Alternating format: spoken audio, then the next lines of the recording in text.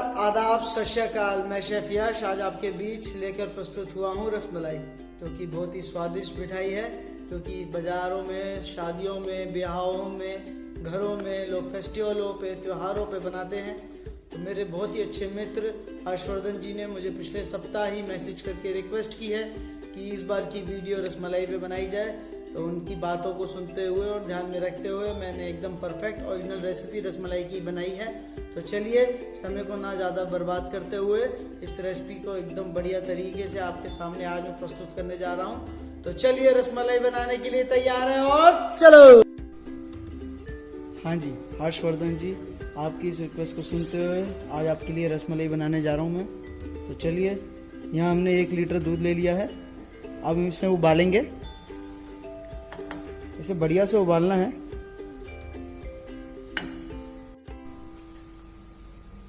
यहाँ दूध को 10 मिनट हो गया है उबलते हुए। तो चलिए अब इस दूध को फाड़ेंगे। गैस को हम बंद कर देते हैं एकदम। गैस बंद होने के 2 सेकंड बाद हम इसमें ये विनेगर है, ये विनेगर डालेंगे, जिससे दूध को फाड़ेंगे।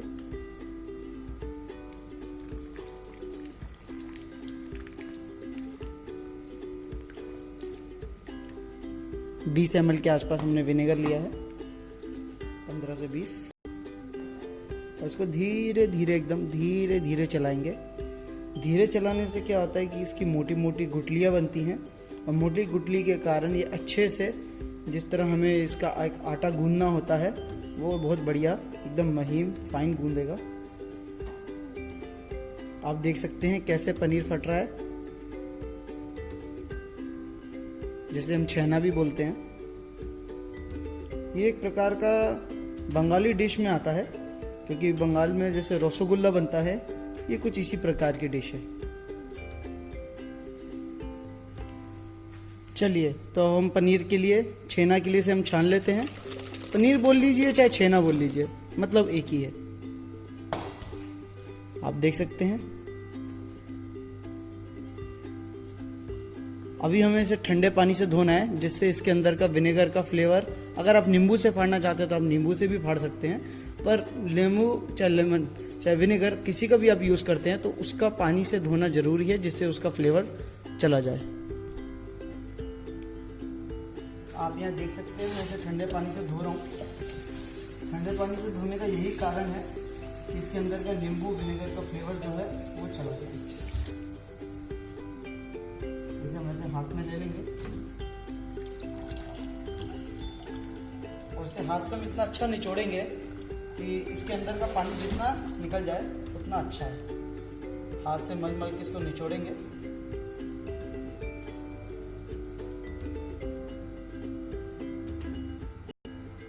बढ़िया तरीके से निचोड़ना है, पनीर भारना है, इस चीज़ का हमेशा ध्यान रखें। एकदम बढ़िया बढ़िया आराम आराम से हमें इसको करना है।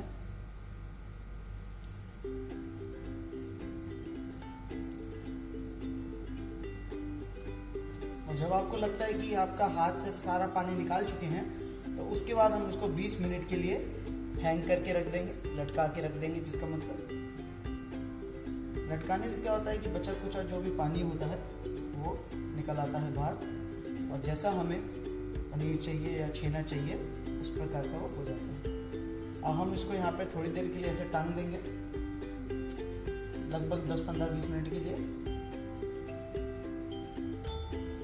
कुछ इस तरह। चलिए, यह हमारा छेना हो गया है। चलिए आगे बढ़ते हैं। चलिए, तो अब हम इसका रसा बना लेंगे रसमलाई का। तो सबसे पहले हम दूध लेंगे। यहाँ हमने 300 ml के आसपास दूध लिया है। चलिए, दूध बढ़िया तरीके से उबल गया। अब इसमें हम इलायची डाल देंगे थोड़ी सी।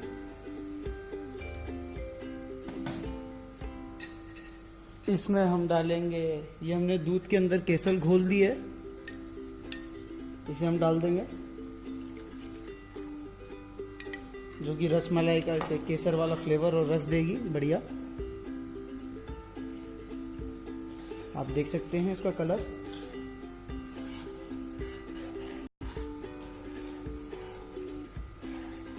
अब इसे बढ़िया तरीके से खोलाना है जिससे थोड़ी सी गाढ़ी हो जाए, और इलायची और केसर अपना फ्लेवर इसमें दे दे। तो अब हम इसमें चीनी डाल देंगे। 1 2 3 4 5 6 6.5 7 चम्मच के आसपास हम इसमें चीनी डाल देंगे और इसको एक बाल और देंगे। आप देख सकते हैं इसका कलर कितना बढ़िया है, बहुत अच्छी स्मेल इसमें आ रही है। चलिए, अब ये रसा तैयार हो गया है रसमलाई का, तो अब हम इसे साइड कर लेते हैं। जब रसमलाई बनेंगी तब हम इसे डुबोएंगे, जिससे ये रसमलाई का रस उसके अंदर जाएगा और रसमलाई आपकी तैयार होगी। तो चलिए, इसको हम बंद कर लेते हैं गैस को और इसे हम साइड कर देते हैं। आपकी रसमलाई का रस तैयार हो गया है। चलिए, ये हमारा छेना हो गया है। आप देख सकते हैं कितना सॉफ्ट छेना है, एकदम मुलायम, बढ़िया। चलिए, तो अब हमें इसे क्या करना है, अब इसे इतना बढ़िया तरीके से मलना है कि ये मक्खन की तरह हो जाए। तो इसको बाइंडिंग करने के लिए इसमें थोड़ा सा अरारोट मिलाएंगे। आप कॉर्नस्टार्च भी मिला सकते हैं, कॉर्नफ्लावर भी मिला सकते हैं अगर आपके पास है तो। हम इसे मिलाएंगे। हमें इसे क्या करना है, बस हाथ से ऐसे ऐसे रगड़ना है। इसे इस तरह रगड़ना है जब तक ये मक्खन की तरह ना हो जाए।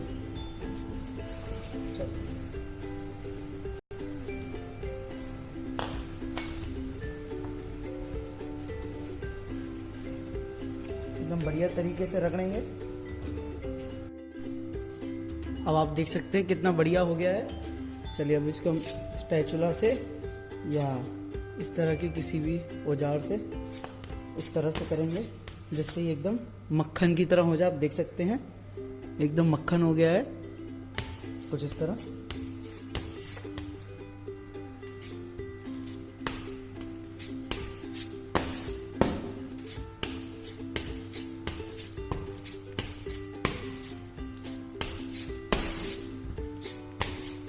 ऐसा करने से क्या होता है कि इसकी जो गोलियां होती है वो पानी में नहीं खुलती हैं और वो पूरी तरह से बढ़िया एकदम स्पॉन्ज वाली गोलीची बनेगी इसकी आपकी।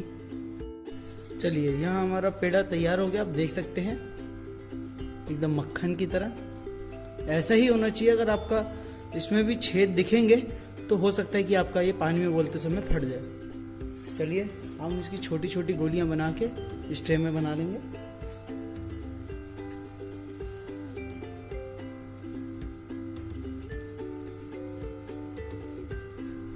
आपकी मर्जी, आप गोल भी बना सकते हैं और आप अगर चाहें हल्का से इसे प्रेस करके कुछ इस तरह, आप देख सकते हैं कुछ इस तरह, ये पानी में फूल के इसकी 3 गुना हो जाएंगी।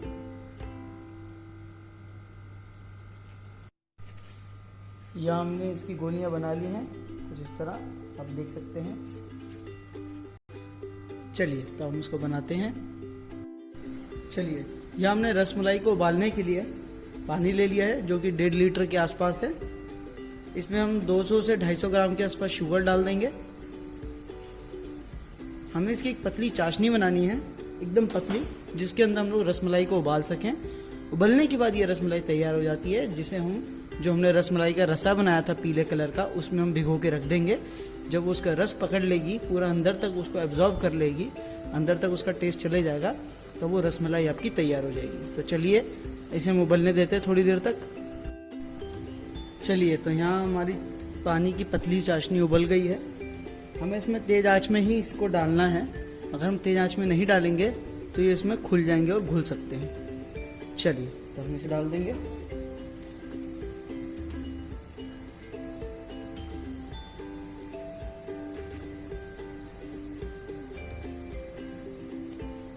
और उसको ऊपर से ढक्कन लगा देंगे।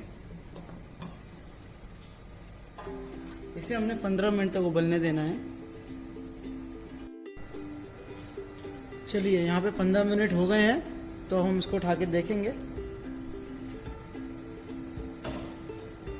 आप देख सकते हैं रसमलाई कितनी बढ़िया बन गई है, एकदम सॉफ्ट, स्पॉन्जी। चलिए, तो हम इसे निकाल लेते हैं। यह हमने रसमलाई के लिए रसमलाई बना ली है, जिसे हम रसमलाई के रस में डुबोएंगे और उसके बाद ये रसमलाई आपकी तैयार हो जाएगी। तो अभी हम ये थोड़ा गर्म है तो इसको आधे घंटे के लिए छोड़ देंगे। जब ये नॉर्मल टेम्परेचर पे थोड़ा सा आ जाएगा, हल्का सा गुनगुना, तब हम इसका रसा निकाल के इसके अंदर थोड़ी देर के लिए रख देंगे, जिससे वो इसका रसा अपने अंदर ले ले और आपकी रसमलाई तैयार हो जाएगी। तो थोड़ी देर का इंतज़ार करिए, रसमलाई आपके लिए हर्षवर्धन जी पेश होने जा रही है। बस कुछ पल ही रह गए हैं, इंतज़ार कीजिए। चलिए, तो यहाँ आधा घंटा पूरे हो गया है, आप देख सकते हैं ठंडा हो गया है। अब इसको हम कुछ इस तरह रख के इसको दबाएंगे, जिससे इसका रसा निकल जाए। कुछ इस तरह से देख सकते हैं आप।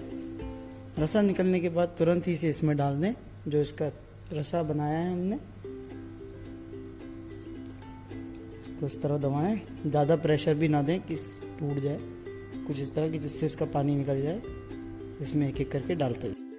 तो चलिए, रसमलाई को हम प्लेटिंग कर लेते हैं। यहाँ पे हर्षवर्धन जी, आपकी रसमलाई बस कुछ ही टाइम में तैयार हो जाएगी, आप देख सकते हैं।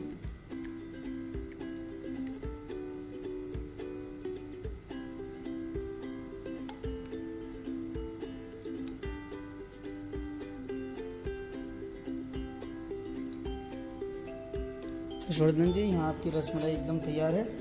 चलिए, इसकी प्लेटिंग कर देते हैं। ये हमने काजू और बादाम पिस्ता लिया है।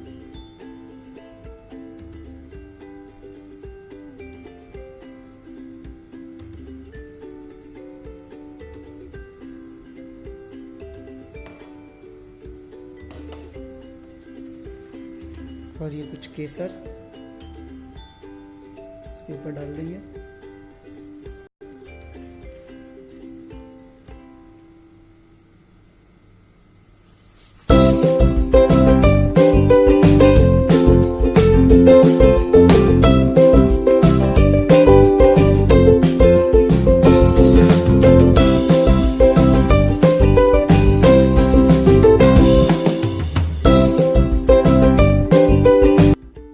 उम्मीद करता हूँ कि आप लोगों को मेरी रेसिपी बहुत ही ज़्यादा पसंद आई होगी।